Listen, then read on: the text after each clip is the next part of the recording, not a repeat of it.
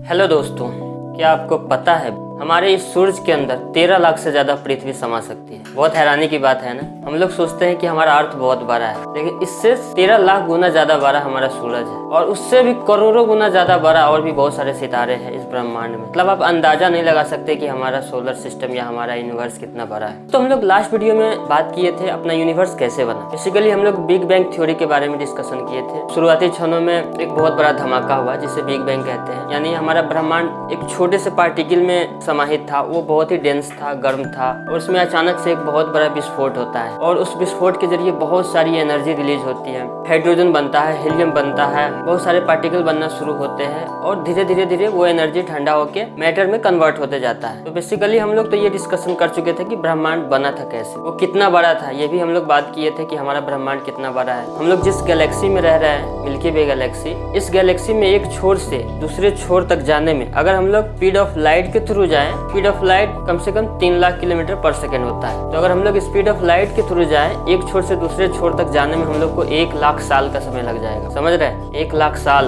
यानी हमारा गैलेक्सी कितना बड़ा है। तो ऐसे गैलेक्सी इस ब्रह्मांड में करोड़ों है, बिलियन में है। आप उसको मेजर नहीं कर सकते, मतलब इनफाइनाइट है। तो आज हम लोग इस वीडियो में इसी तरह ब्रह्मांड के बहुत सारे इंटरेस्टिंग फैक्ट्स के बारे में बात करेंगे। जैसे हमारा सूरज इतना बड़ा है कि सूरज के अंदर 13 लाख से ज्यादा अर्थ समा सकता है, यानी जो हमारा धरती है, अगर ऐसा धरती 13 लाख मिलाए तब भी सूरज के बराबर होगा। समझ जाइए हमारा सूरज कितना बड़ा है। हमारे इस सोलर सिस्टम में सूरज है और 8 प्लैनेट है और बहुत सारे सैटेलाइट। इस हमारे सोलर सिस्टम में सिर्फ एक सितारा है जो सूरज है, बाद बाकी सारे प्लैनेट्स है या सैटेलाइट है या कॉमेट्स है। दोस्तों, जिस गैलेक्सी में हम लोग रहते हैं, मिल्की वे गैलेक्सी में, इसमें करीब 100 बिलियन स्टार्स है। दोस्तों, हमारा यूनिवर्स कितना बड़ा है क्या आप जानते हैं? सबसे पहले मैं ये बता दूं, 1 बिलियन में 1 अरब होता है, 100 बिलियन में 1 खरब होता है। तो हमारा यूनिवर्स, हमारा जो ब्रह्मांड है, अगर इसके एक छोर से दूसरे छोर तक का डिस्टेंस मेजर किया जाए, जो कि ऑब्जर्वेबल है, उससे बड़ा है ब्रह्मांड। लेकिन जहाँ तक ये इंसान यानी ह्यूमन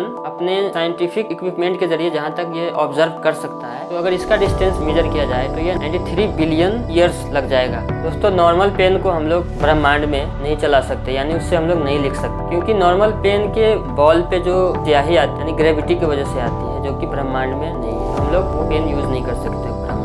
और दूसरी इंटरेस्टिंग बात ये है कि हम लोग स्पेस में एक दूसरे से बात नहीं कर सकते, क्योंकि वहाँ एयर नहीं है और साउंड को ट्रेवल करने के लिए एयर चाहिए। तो कोई भी एस्ट्रोनॉमर दूसरे तरीका यूज करता है एक दूसरे से बात करने के लिए। नॉर्मल हम लोग कितना भी बात करेंगे, कितना भी चिल्लाएंगे, वो सामने वाले को सुनाई नहीं देगा, क्योंकि वहाँ पे एयर नहीं। और ब्रह्मांड बहुत ही शांत है। ऐसा इसलिए है क्योंकि कोई एयर नहीं है, जिसकी वजह से साउंड पता नहीं चलता है कि कितना आवाज। वहाँ पे बहुत सारे विस्फोट होते रहते हैं, बट फिर भी ब्रह्मांड बहुत शांत दिखाई देता है, इसलिए क्योंकि वहाँ पे एयर नहीं है और जिसकी वजह से साउंड ट्रैवल नहीं कर पाता है, मीडियम नहीं है, और हम लोग को समझ में नहीं आता है कि साउंड कैसा है स्पेस का। दोस्तों, इस सदी के सबसे महान साइंटिस्ट अल्बर्ट आइंस्टाइन के अनुसार जिस तारे को हम लोग रात में देखते हैं, एक्चुअली में वो वहाँ होता ही नहीं है। हम उसके द्वारा छोड़े गए प्रकाश को देखते हैं, जो लाखों साल पहले वहाँ से चला था। एक्चुअल में वहाँ पे तारा नहीं होता है और हमें पता भी नहीं है कि वो सितारा आखिर में उसका एक्चुअल पोजीशन है का। दोस्तों, साइंटिस्ट के अनुसार इस हमारे ब्रह्मांड में पानी का बहुत विशाल भंडार है जो तैर रहा है, और आज से करोड़ों साल पहले हमारे अर्थ पे पानी उसी जरिए आया था। मतलब पानी का बहुत बड़ा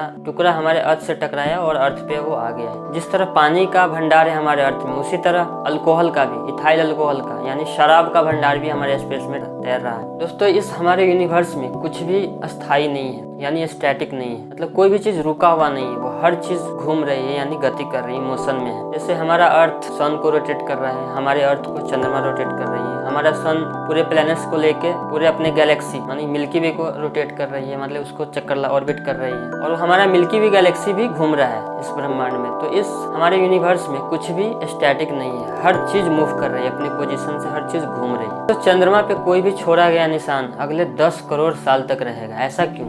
ऐसा इसलिए क्योंकि वहाँ पे कोई वायुमंडल नहीं है, वहाँ पे तूफान नहीं आते हैं, हवा नहीं है, जिससे किसी भी चीज की पोजीशन करोड़ों साल तक वैसे ही रह सकती है। तो इस हमारे स्पेस में सन्नाटा छाया रहता है। ऐसा इसलिए क्योंकि स्पेस में साउंड को ट्रेवल करने के लिए कोई मीडियम नहीं है। साउंड प्रोड्यूस होता है, फिर भी उसको ट्रेवल करने के लिए कोई मीडियम नहीं है, जैसे एयर नहीं है। तो इसके वजह से हमारे स्पेस में बहुत ही सन्नाटा छाया रहता है, बहुत शांत दिखता है हमारा स्पेस। दोस्तों, हबल साहब ने ये तो प्रूफ कर दिया कि हमारा ब्रह्मांड फैल रहा है, लेकिन ये ब्रह्मांड फैल क्यों रहा है या आखिर एक्सपैंड क्यों कर रहा है? कौन सा फोर्स इसके अंदर काम कर रहा है जो ये फैलता जा रहा है? तो तो इसके फैलने का सबसे बड़ा कारण है डार्क एनर्जी, यानी dark energy. Dark energy visible नहीं होता है, उसको देख नहीं सकते, बट वो इस ब्रह्मांड को एक्सेलरेट कर रहा है, मतलब इसको फैलाने में बहुत बड़ा रोल डार्क एनर्जी का है। और हमारे इस यूनिवर्स में 95% चीजें डार्क एनर्जी का बना है। ओनली 5% चीजें जो भी है वो नॉर्मल एनर्जी यानी नॉर्मल चीजों से बना हुआ है। 95% चीजें जो भी है वो डार्क एनर्जी से बना हुआ है। तो डार्क एनर्जी भी बहुत बड़ा रहस्य है। बहुत सारे साइंटिस्ट इसके बारे में रिसर्च कर रहे हैं कि डार्क एनर्जी क्या होता है, लेकिन अभी तक उन लोगों को ज़्यादा सफलता उसमें हासिल नहीं हुई है। लेकिन उम्मीद है कि अगले कुछ सालों में साइंटिस्ट लोग इतना टेक्नोलॉजी डेवलप कर लेंगे कि उनको डार्क एनर्जी के बारे में बहुत सारी ज़्यादा इन्फॉर्मेशन मिल जाएगी और लोगों को वो बता पाएंगे कि ये डार्क एनर्जी है। कि हम अपने नंगी आंखों से अपने इस अर्थ से लगभग 7 गैलेक्सीज को देख सकते हैं। एंड्रोमेडा, मिल्की वे और भी बहुत सारे गैलेक्सीज हैं। लगभग 7 गैलेक्सी को देख सकते हैं। हेली नाम का धूमकेतु हमारे इस अर्थ से लगभग 75 सालों बाद दिखाई देता है। लास्ट टाइम ये 9 फरवरी 1986 को दिखाई दिया था और अगली बार ये लगभग 2061 में दिखाई देगा। दोस्तों, ब्लैक होल के बारे में तो आप लोग सुने होंगे, ब्लैक होल क्या होता है। इसके बारे में हम लोग नेक्स्ट वीडियो में कुछ डिटेल से डिस्कशन करेंगे, लेकिन आज उसके कुछ फैक्ट्स बताते हैं। अगर कोई भी सितारा इस यूनिवर्स में अगर ब्लैक होल के पास से गुजरता है तो वो फट जाता है, क्योंकि ब्लैक होल के अंदर इतनी ग्रेविटेशनल फोर्स होती है, कोई भी चीज़ उससे बच नहीं सकती। इवन लाइट भी नहीं बचती, लाइट भी बेंड हो जाता है वहाँ पे ब्लैक होल के पास। और ब्लैक होल इतना भारी होता है, इतना ज़्यादा डेंस होता है कि अगर उस ब्लैक होल का एक चम्मच लिया जाए तो इस हमारे पूरे अर्थ पे जितने लोगों की आबादी है ना उसके बराबर उसका वेट हो जाएगा। ब्लैक होल के पास बहुत ही ज़्यादा ग्रेविटेशनल फोर्स होता है और कोई भी चीज़ उसके पास से अगर गुजरती है तो वो फट जाती है। यदि कोई सितारा ब्लैक होल के पास से गुजरता है तो वो सितारा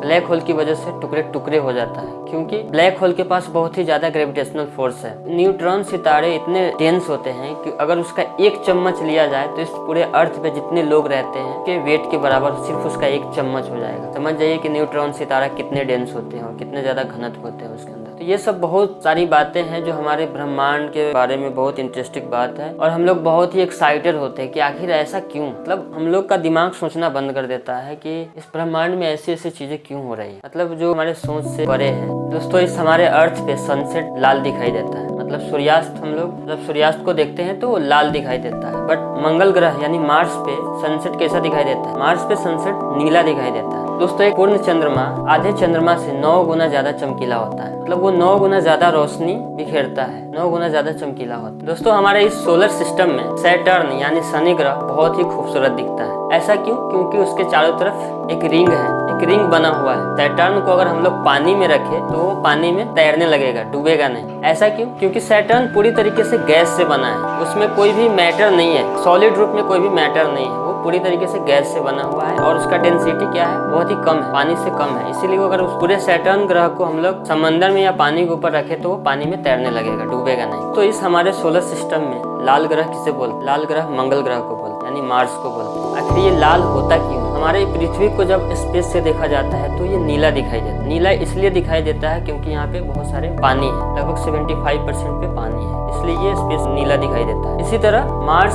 हमें लाल क्यों दिखाई देता है? तो मार्स लाल दिखाई देने का ओरिजिनल कारण ये है कि वो आयरन ऑक्साइड का बना हुआ है। इसके सतह पे आयरन ऑक्साइड बहुत ज्यादा मात्रा में है, जिसकी वजह से मंगल ग्रह लाल दिखाई देता है और इसे हम लोग लाल ग्रह भी बोलते हैं। मंगल ग्रह और पृथ्वी दोनों बहुत ही मिलता जुलता है, वहाँ भी 24 आवर्स का दिन होता है। इस हमारे धरती पे सबसे ऊंचा पहाड़ कौन सा पहाड़ है? हिमालय पहाड़ है। और सबसे ऊंचा पर्वत माउंट एवरेस्ट जो इस हिमालय पहाड़ में ही है। लेकिन आपको क्या पता है कि हमारे सोलर सिस्टम में सबसे ऊंचा पहाड़ कहाँ है? तो हमारे सोलर सिस्टम में सबसे ऊंचा पहाड़ मंगल ग्रह पे है, यानी मार्स पे है, और उस पर्वत का नाम है ओलंपस मून। ओलंपस मून हमारे इस सोलर सिस्टम में सबसे ऊंचा पर्वत और वो मंगल ग्रह पे है। तो मंगल ग्रह पे ओलंपस मून इस हमारे सोलर सिस्टम का सबसे ऊंचा पर्वत, यानी उसकी ऊंचाई माउंट एवरेस्ट से कम 3 गुना ज्यादा है। माउंट एवरेस्ट हमारे अर्थ पे सबसे ऊंचा पर्वत है और इस हमारे सोलर सिस्टम का सबसे ऊंचा पर्वत है ओलंपस मून, जो कि मंगल ग्रह पे है।